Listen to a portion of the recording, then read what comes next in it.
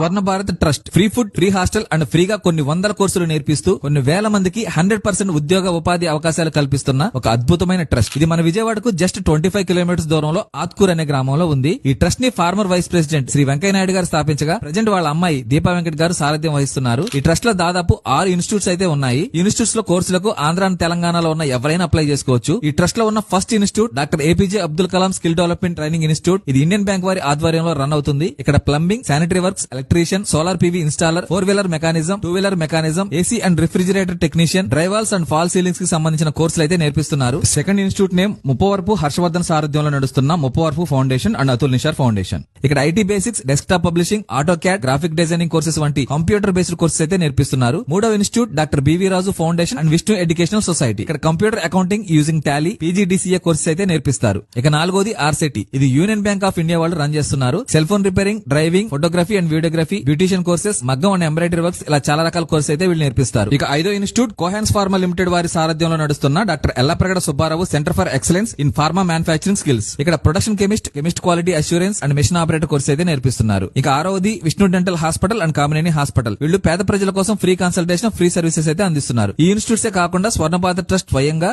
Nurse training, hotel management లాంటి కోర్సులు కూడా నేర్పిస్తున్నారు. స్క్రీన్ మీద డిస్ప్లే చేసిన ఫోన్ నంబర్ కాల్ చేసి అప్లై చేసుకోండి, లేదా ఈ క్యూఆర్ కోడ్ ని స్కాన్ చేసి కూడా అప్లై చేసుకోవచ్చు.